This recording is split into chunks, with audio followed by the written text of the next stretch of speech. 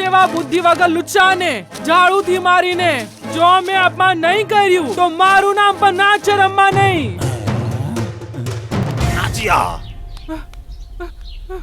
એ મને કઈ ના કરતો, મને જાનથી નહીં મારતો, નહીં તો મરીને ભૂત બનીને હું તને મારી નાખીશ. આપણા બધાથી ભૂલો થાય છે ને, એવું કોઈ માણસ છે જેનાથી ભૂલ ન થાય, કારણ કે કોઈ પણ પરફેક્ટ માણસ નથી. તો પ્રભુ આપણી ભૂલો ક્ષમા કરે તે માટે તમારે પણ બીજાઓના અપરાધોને ક્ષમા કરવું પડશે, આમ પ્રભુ કહે છે.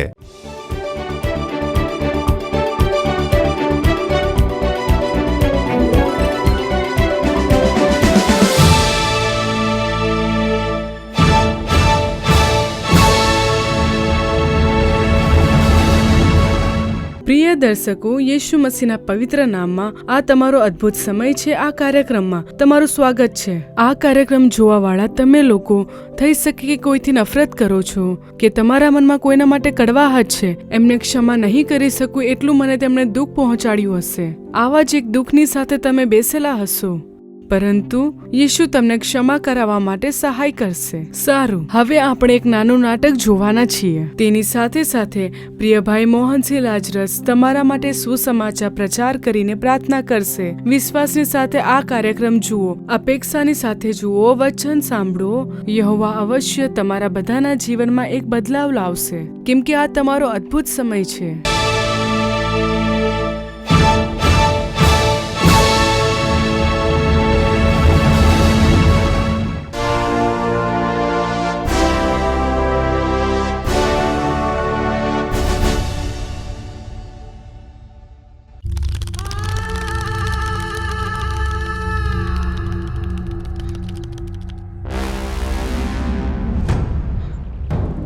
અરે જા રે બુદ્ધિ વગરના!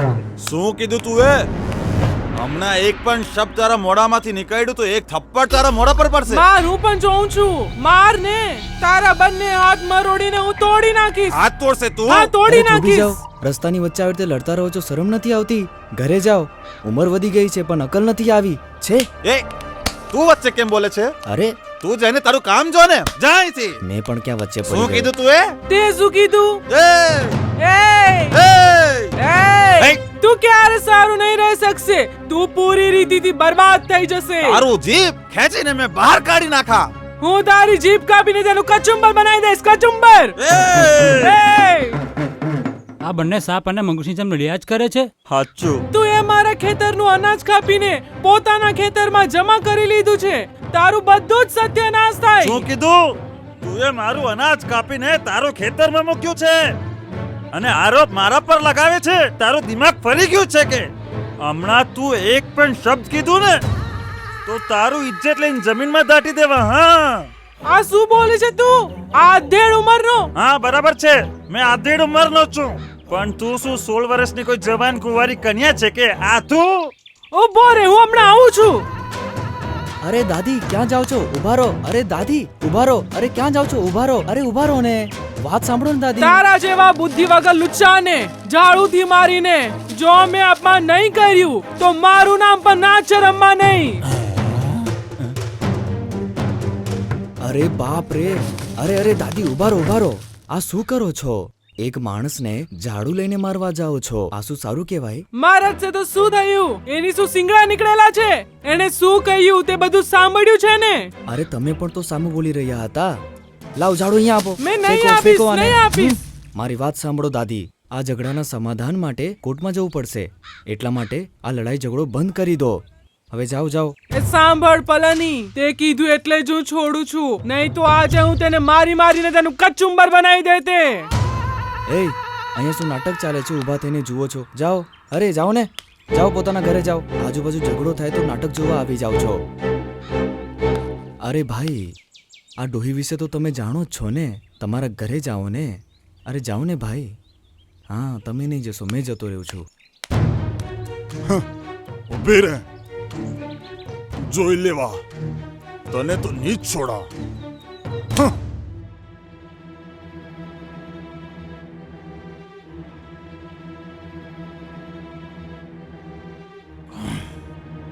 નાચ્યો ગાંવના લોકોના વચ્ચે ઝાડુ લઈને બધાના વચ્ચે મને મારવા માટે આવી તો મારું અપમાન કર્યું. હવે આ તારું પ્રાણ આ હાથોમાં છે.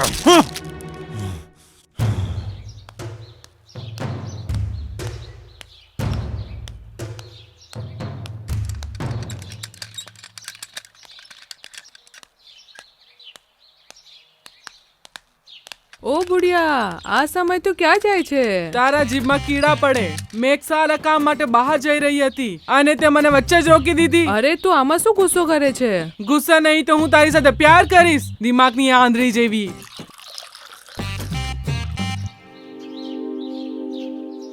મારા પૌત્રીની આવતા અઠવાડિયામાં લગ્ન રાખ્યા છે. લગ્ન સારી રીતે થાય એટલા માટે પહાડ પર જે મારી કુળદેવી છે એનું મંદિર છે ત્યાં હું જાઉં છું. અને એક તું છે કે ક્યાં જાય છે એવી રીતે બોલીને વચ્ચે અટકાવી દીધી. શુભ કામ માટે જતી હતી ને વચ્ચે શનિની જેમ આવી ગઈ. અરે જા ને હવે અહીંયાથી.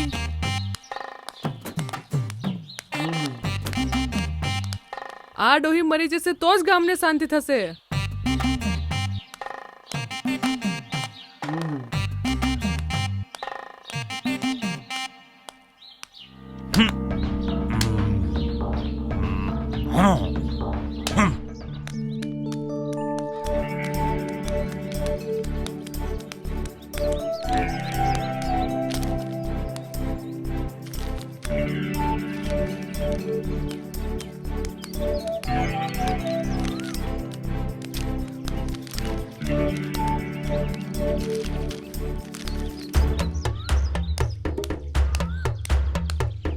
ભાઈ કોણ છો તમે? શું વાત છે? ભાઈ આ જરાક વાંચીને જુઓ ને. શું છે આ? TV, mixer, grinder?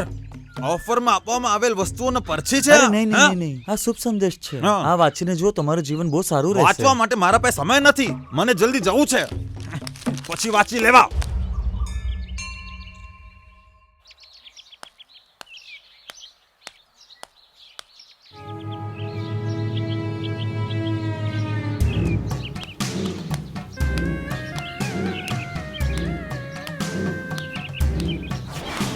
નાચિયા નાચિયા નાચિયા નાચિયા.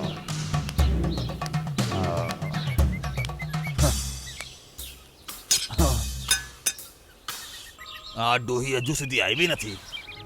આટલી વાર કેમ લાગે છે? ચપ્પુ રાહ જોએ છે. જલ્દી આવી જાઓ.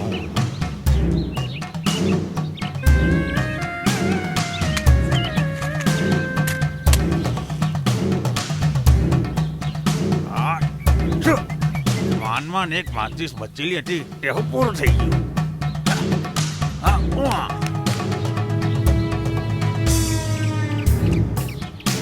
અરે જલ્દી આવ ને, આજે તારી વાર્તા પૂરી કરો.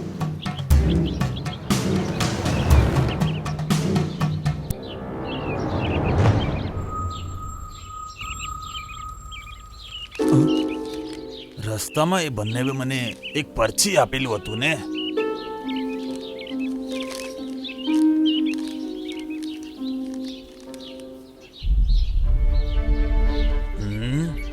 ક્ષમા. જો તમે મનુષ્યોનું અપરાધને ક્ષમા કરશો તો તમારું સ્વર્ગીય પિતા તમને પણ માફી આપશે.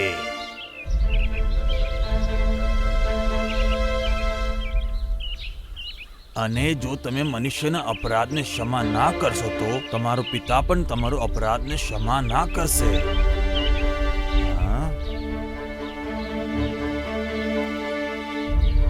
સ્વર્ગીય પિતા કોણ છે?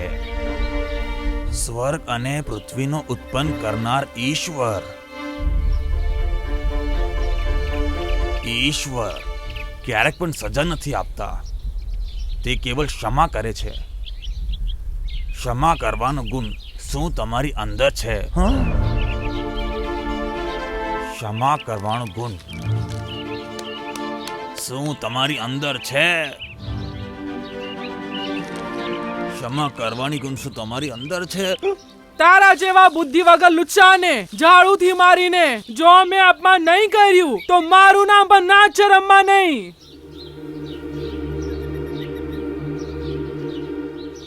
આ સ્વર્ગીય પિતા કોણ છે? આકાશ અને પૃથ્વીનો સૃષ્ટિ કરતા પરમેશ્વર.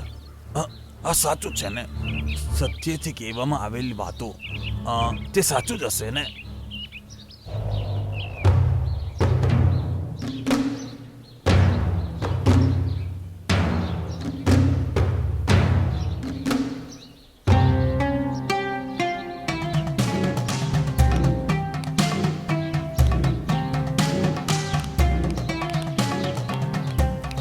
નાચિયા, એ મને કઈ ના કરતો, મને જાનથી નહીં મારતો, નહીં તો મરીને ભૂત બનીને હું તને મારી નાખીશ. નાચિયા, મેં તારું ભૂંડું કરવા નથી આવ્યો, સુધરીને આવેલો છું. આજો, તારું ખૂન કરવા માટે જ મેં આવેલો હતો, પણ મારી અંતરાત્મા મને કોસી રહ્યું હતું એટલે મન ફરાવીને આવ્યો છું. મારું મન ફરવાનું જે કારણ છે તે ઈશ્વરે કહેલી જે વાતો છે તે. ઈશ્વરે કહેલી વાતો? હા નાચિયા, કોઈ મનુષ્ય તારા સાથે ખોટું કર્યું હોય તો તું એને ક્ષમા કરી દે. ક્ષમા ના કર્યું હોય તો તારો સ્વર્ગીય પિતા તને ક્ષમા નહીં કરશે. સ્વર્ગીય પિતા કોણ છે? આકાશ અને પૃથ્વીના સૃષ્ટિ કરનાર ઈશ્વર. આ વાત મને અત્યારે જ ખબર પડી. નાચિયા, ઈશ્વર તે સાચો છે અને ઈશ્વરની કહેલી વાતે તે સાચું જ હશે ને? સાચું કહે છે વીરાપાંડી, તું એકદમ સાચું બોલે છે. મને તારા પર વિશ્વાસ છે. આપણા બંનેની દુશ્મની જડથી દૂર થઈ જવી જોઈએ. નાચિયા, તારી આ વાતો સાંભળીને મારા મનને કેટલું શાંતિ મળ્યું છે ખબર છે? સારું વીરાપાંડી, જેણે તને ક્ષમા આપવાનો ગુણ આપ્યો અને તને બદલી દીધો એ ઈશ્વરનું નામ શું છે વીરાપાંડી? ઈસુ ખ્રિસ્ત.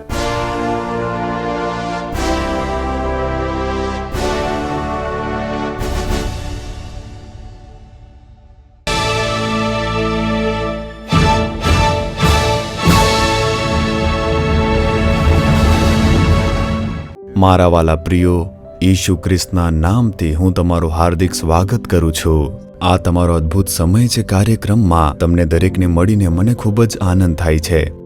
ઈસુ ખ્રિસ્ત ચમત્કારિક પ્રભુ છે. આજે પણ તમને એક ચમત્કારની જરૂર છે. ઈસુ ચમત્કાર કરવા માટે તૈયાર છે, તમને ચંગાઈ આપવા માટે, છુટકારો આપવા માટે, જરૂરિયાતો પૂરી કરવા માટે, એક નવો માર્ગ ખોલીને કાર્ય સફળ કરવા માટે, રૂકાવટો દૂર કરવા માટે તે તૈયાર છે. તમારા માટે તે હરેક પ્રકારના ચમત્કારો કરશે, પરંતુ પ્રભુ તમારા પાસેથી કાર્યની અપેક્ષા રાખે છે.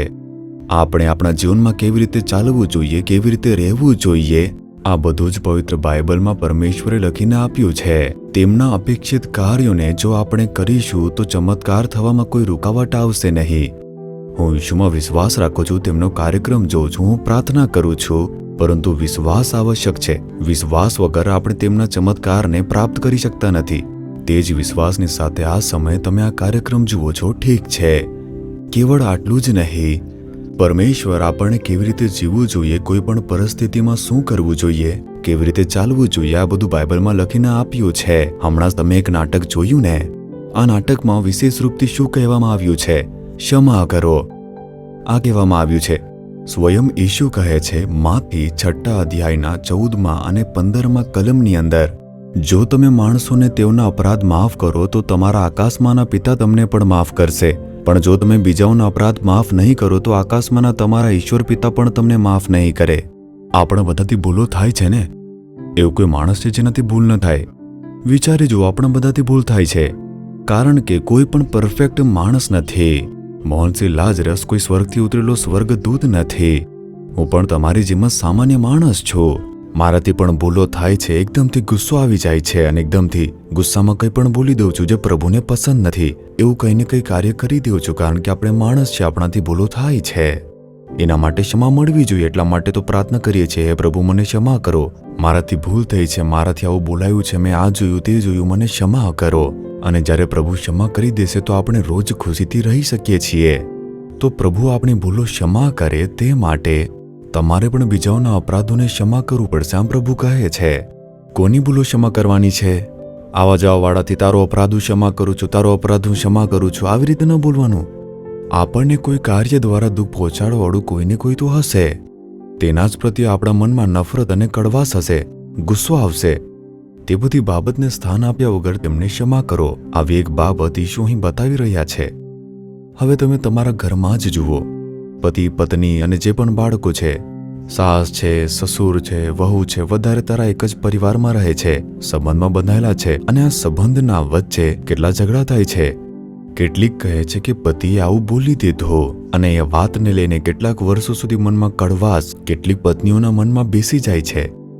અને કેટલાક પતિ આમ કહે છે કે મારી પત્નીએ મને આવું બોલી દીધું, અમારું અપમાન કરી દીધું.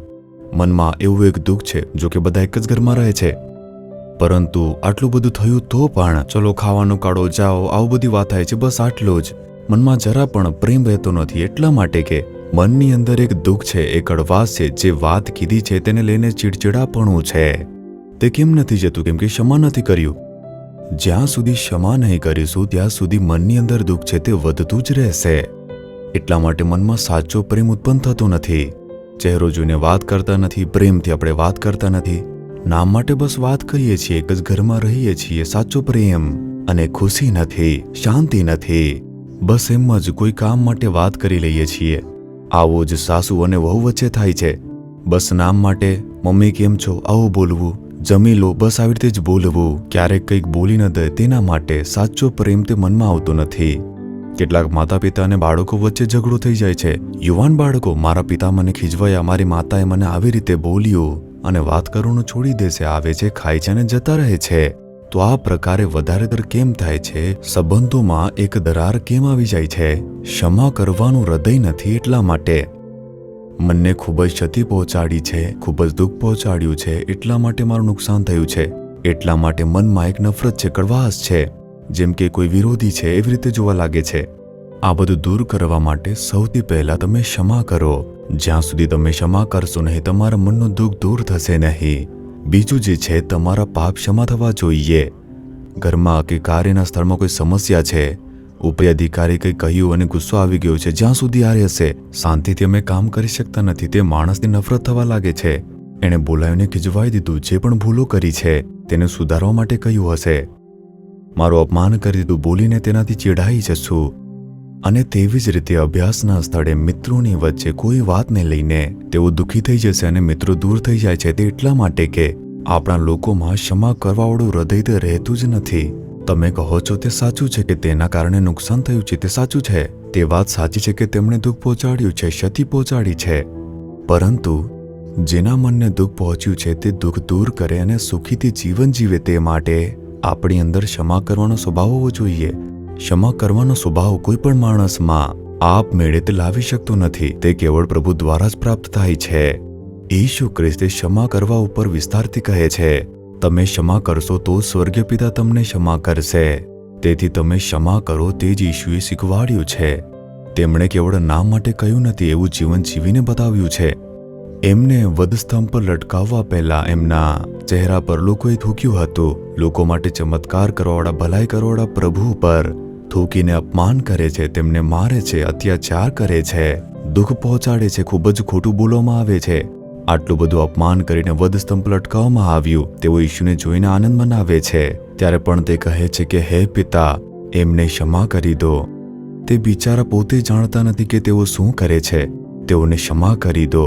મેં આટલા બધા લોકો માટે ભલાઈ કરી છે, મેં આ લોકોનું શું બગાડ્યું છે, મારા પર કેમ અત્યાચાર કરે છે. હે પ્રભુ, તમે આ સાંભળો, એમ ના કહ્યું હતું.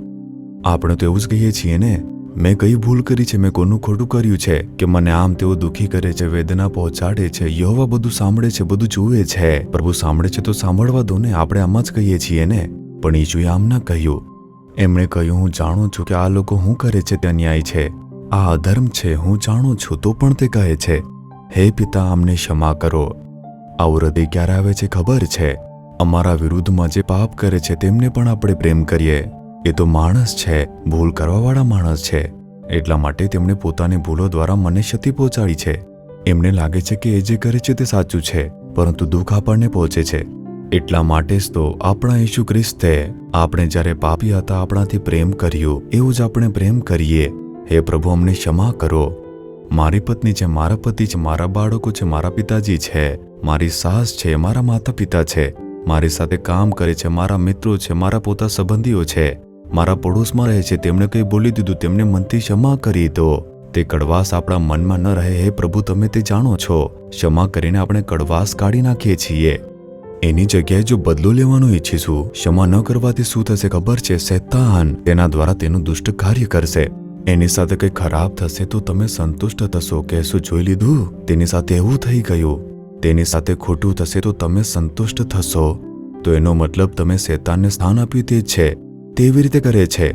તેથી પ્રભુનો જે સ્વભાવ છે, બિચારા છે, ભલે તેમનાથી ભૂલ થઈ, તેમના પર તરસ બતાવીને તેમને ક્ષમા કરો, તેમની સહાયતા કરો, એમ પ્રભુ કહેશે.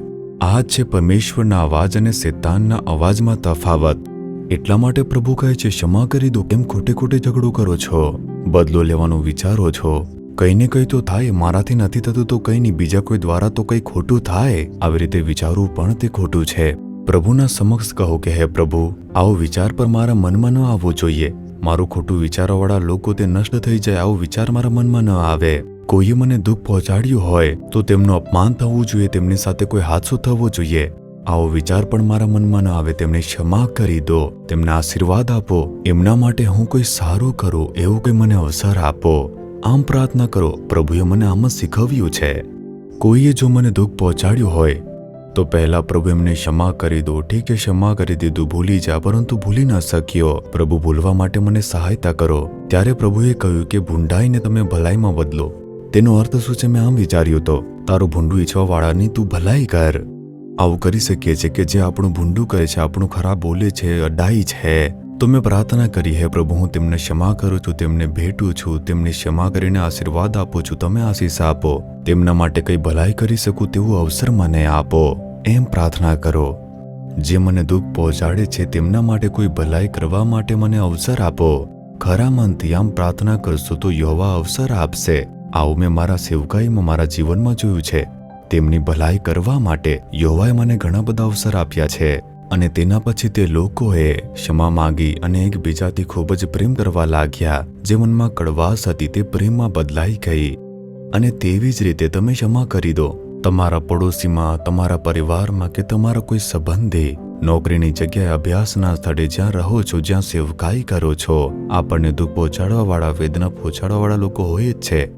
આપણે તેમને ક્ષમા કરીને, ભૂલીને તેમની સામે ઈશુના પ્રેમને પ્રગટ કરીએ તો પ્રભુથી તમે જે માંગશો તેમાં એક ચમત્કાર થશે. ત્યારે તમે પોતે જોશો, પ્રાર્થના કરશો તો રોગ દૂર થઈ જશે. પ્રાર્થના કરતાની સાથે એક અદ્ભુત માર્ગ ખુલી જશે.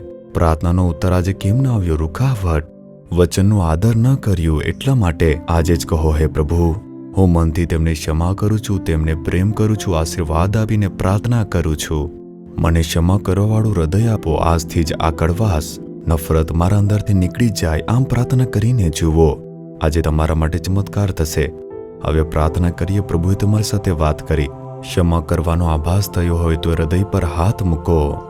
કોઈના પ્રત્યે મનમાં કડવાશ છે, તેમને ક્ષમા કરી શક્યા નથી, કોઈને લઈને તમારા મનમાં કોઈ દુઃખ છે, હૃદય પર હાથ રાખીને કહો, હે પ્રભુ, મારા ઘરમાં છે, મારા પડોશમાં છે, મારા ગામમાં છે, મારા પોતા સંબંધીઓ છે, નોકરીના સ્થળે, અભ્યાસ કરવાના કોઈ સ્થળે, જ્યાં સેવકાઈ કરું છું ત્યાં છે, મને દુઃખ પહોંચાડવાવાળા, વેદના પહોંચાડવાવાળા, અપમાન આપવાવાળા, હું પૂરા મનથી તેમને ક્ષમા કરું છું, તેમને પ્રેમ કરું છું. જ્યારે હું પાપી હતો પ્રભુ, ત્યારે તમે મને પ્રેમ કર્યો છે. મારા પાપોને ક્ષમા કર્યું. હું પણ મનપૂર્વક તેમને ક્ષમા કરું છું. મેં કેટલા મોટા પાપ કર્યા તો પણ તમે મને ક્ષમા આપ્યા. હું તેમને પણ ક્ષમા કરું છું. હું તેમને આશીષ આપું છું. પ્રભુ, મારા મનમાં જે કડવાશ છે તે બદલાઈ જાય, નફરત બદલાઈ જાય. મારા મનમાં તેમના પ્રત્યે પ્રેમ આવે. હું તેમને આશીર્વાદ આપીને પ્રાર્થના કરું છું. પ્રભુ, હું મનથી ક્ષમા કરીને પ્રાર્થના કરું છું. ઈસુ ખ્રિસ્તના નામમાં આશીર્વાદ આપું છું. તેમની સહાયતા કરવા માટે એક અવસર મને આપો. તેમના માટે ભલાઈ કરવા માટે એક અવસર મને આપો. ઈસુ ખ્રિસ્તના નામમાં હું તેમને આશીર્વાદ આપું છું. ક્ષમા કરું છું.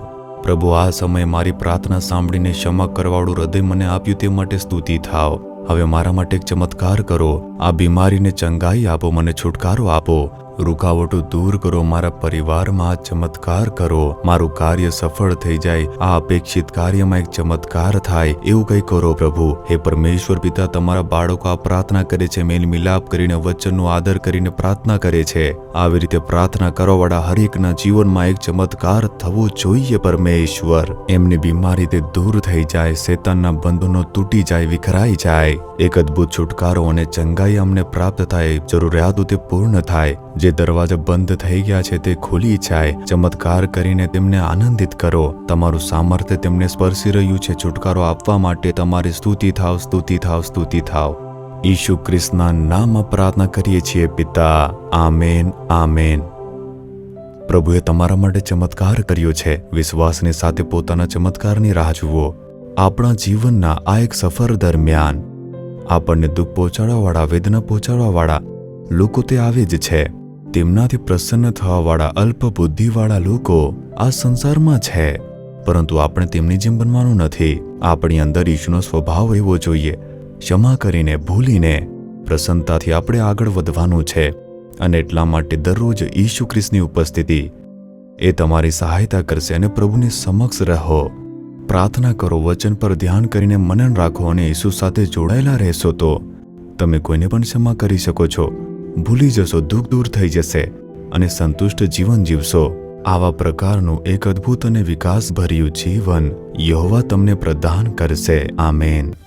For further details and prayer support, contact Jesus Redeems Ministries, Nallumavadi, Tuticorin District, 628211. Our phone number 04435454545. Email info@jesusredeems.org. Our website www.jesusredeems.com. God bless you.